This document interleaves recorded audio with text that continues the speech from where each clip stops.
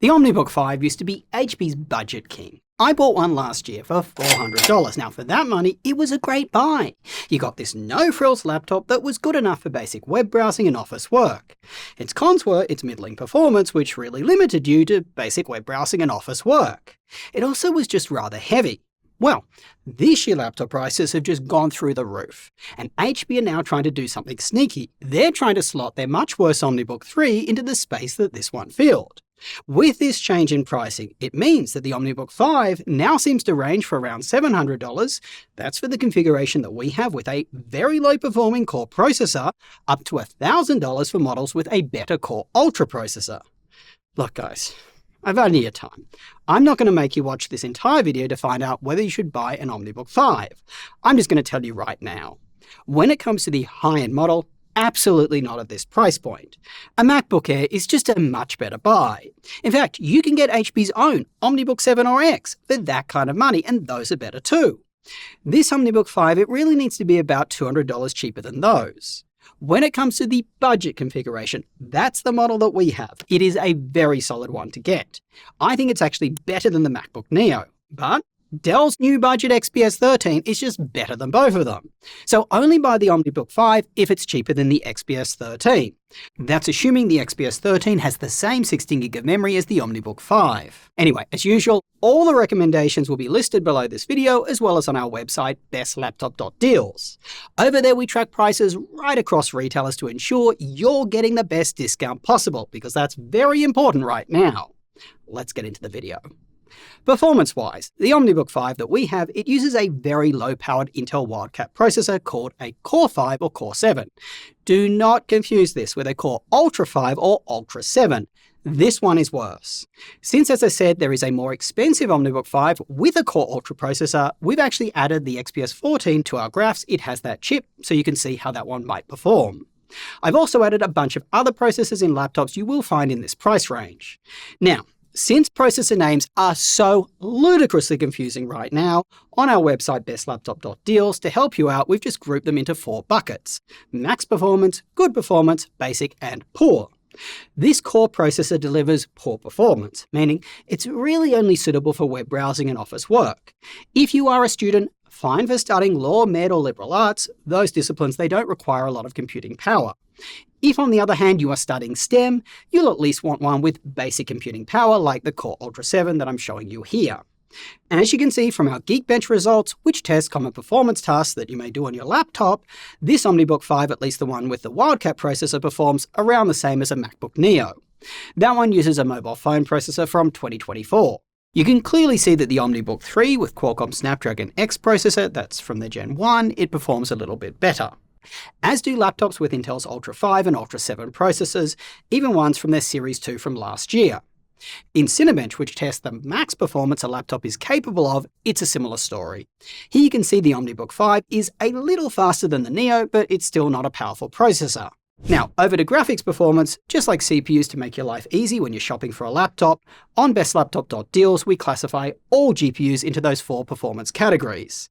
The one in this laptop is again poor performing.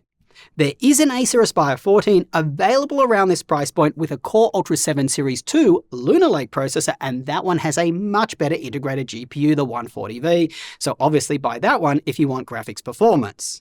This means only the most basic games are really going to be playable on this laptop, and I definitely wouldn't buy it if you're expecting to do any creative work like, say, photo or video editing.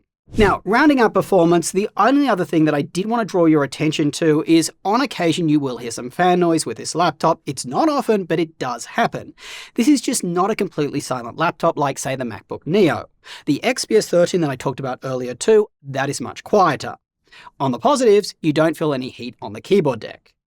Battery life is very good on this laptop. It should get you through a full day of office work. We measured around 11 hours. This is one area where this laptop, guys, it completely clobbers the MacBook Neo. That laptop has a very small battery. Now, I got something cool for you. Since this is clearly a laptop more suitable for basic home or office use and absolutely students, I thought, why not get Zoe in to share her thoughts? So be nice to her, this is her first time on camera. The OmniBook 5 looks pretty boring. It looks like a laptop my grandma would hand me. They've got the classic HP logo on the lid, and it doesn't look as modern as the logo on the more expensive OmniBook Ultra. There are other colors depending on the configuration and where you buy it. There's a light blue, a dark gray, and a tan color that all look a lot more interesting than this glacier silver one. We don't have the OmniBook 5s in those colors, so we're going to show you the OmniBook Ultras in those instead, but the material is a little bit different, so it probably varies in real life. I think I'd probably go for the blue one. But in terms of how sturdy the laptop is, it has a bit of a flex in some areas, minimal flex on the lid, and stiff hinges so that the screen doesn't flop back. Unfortunately, there is some flex on the keyboard deck, which you may notice when you're typing. One of the bigger changes is how much lighter it is than last year's, around 2.9 instead of 3.5. Budget laptops tend to be on the heavier side, and this makes the OmniBook 5 way easier to carry around if you have it in like a tote bag or like a backpack or something. But it is bigger than the MacBook Air in thickness and in size, and much bigger than the Neo. If I just cared about looks, I'd probably have to pick the Neo because I'm kind of sick of seeing the same 3 or 4 colors cycle through laptops. Windows laptops tend to follow the trend set by Apple. Apple came out with a MacBook Air in the light blue color, and now HP has one. Unlike other laptops, the Neo looks attention-grabby, which is supposed to be good. I think the display looks good. It's an OLED panel with great color accuracy. This kind of panel is kind of rare on a budget laptop. It has a 1920 by 1200 resolution that refreshes at 60 Hz. Compared to other laptops, that resolution on a 14-inch screen looked pretty normal to me. However, when it's side by side with the Air, you can definitely tell that the small text looks a lot sharper on a higher resolution display. This additional sharpness of the Air means you can see more on its smaller 13.6-inch panel. The same goes for the Neo. Don't be fooled by thinking a bigger screen means that you can see more content on it. The screen's resolution, brightness also matter. This screen is a bit dim, 300 nits. Most people find it good enough for indoor use, but in bright environments or ones with lots of reflections, you'll find yourself mashing the brightness key. The Neo and the Air do get much brighter. Unlike those laptops, this one has a touchscreen. I do like to use a touchscreen, and I use it in tandem with the keyboard frequently. Unfortunately, touchscreens tend to have the screen door effect, and you can see it when you get close to this screen. There is also PWM flickering used to control the brightness. I've never noticed either the screen door effect or the PWM flickering before, but if they bother you, good news, the MacBooks don't have either. The keyboard feels good to type on for a budget laptop. The key press feels nice, responsive, and it doesn't feel super low travel. However, because of its deck flex, it feels kind of mushy to type on. The keyboard backlight isn't very useful in its intended purpose in a dark environment. I feel like it would be kind of distracting because more light kind of escapes around the keys rather than what goes through the letters. The key characters block too much light, and if you leave the backlight on during the day, it sort of blends in with the keyboard and makes it kind of hard to decipher. The trackpad is sort of basic, mechanical, which means that it physically clicks, with smooth tracking, good accuracy, and it's not too deep, not too loud, which is nice, and it isn't distracting. Thanks, Zoe. Just rounding out the rest of this laptop, the ports are solid. You've got a lot of them and a wide variety. 2 USB-A ports, one that is 10 gigabit, 2 Type-C ports that are also 10 gigabit, and that's where you charge the laptop. There is also an HDMI 2.1 port and a headphone mic combo jack. Clearly you can see a huge amount better when it comes to its ports than the MacBook Neo. The speakers are pretty decent too. Now, I wouldn't say they are the clearest, but they do get quite loud. That's if you use the laptop on a flat surface like this desk here. That's because the speakers are downward facing and they need something to bounce off of.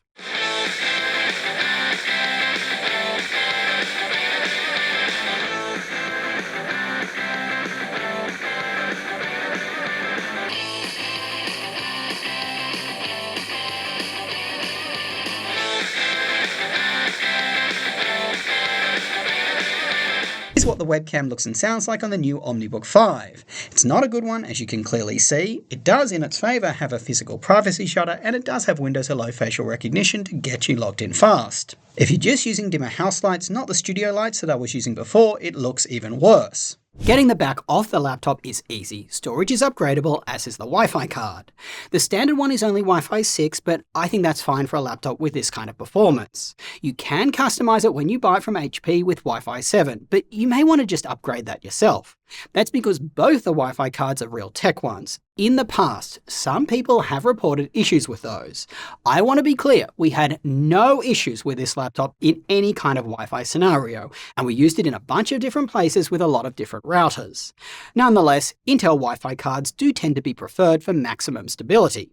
Alright, let's wrap. The OmniBook 5 got a 7 out of 10 in our laptop scoring. This is a new feature we just launched on our website. And unlike Amazon scoring, which is ridiculously boosted where anything under 4.2 stars is terrible, 7, it's a pretty good score. I think the OmniBook 5 holds up very well against the MacBook Neo. The Neo, it does look prettier, as Zoe already said. It comes standard with a brighter, high-resolution display, and it has no fan noise at all. But the OmniBook 5, it has longer battery life. It also has better ports, at least it has a keyboard backlight. It can come with 16GB of memory, and Zoe didn't cover this, but over at HP Store, you can customize it with a high-resolution display. But everyone at this company thinks the XPS 13 is just better than both of these, so only buy the OmniBook if it's cheaper than the XPS. I'm of course referring to the lower-end core model of the OmniBook 5 that I reviewed today. If you need more performance at that price point, well, Asus Aspire 14 with a Core Ultra Series 2 chip, that's the way to go. That will perform a lot better, particularly its GPU, but it does look and feel cheaper and its screen is worse. When it comes to the upper-end model of the OmniBook 5, that's the one with the Core Ultra processor, I can see you paying $800 for it, but certainly not $1,000. At that price, guys, there are just better laptops on offer, like a MacBook Air or HP's own OmniBook 7 or X. We'll list some down below. And do keep in mind, laptop prices are just fluctuating like a friggin' yo-yo. One day this laptop might be $500, the next $1,000. On our website, we do not tolerate this kind of crap. We specifically call out when a laptop's current price makes it a good or great deal, and we track prices historically so that we can tell you this. Big thanks to Zoe for doing her first video. Until next time, we'll both catch you later.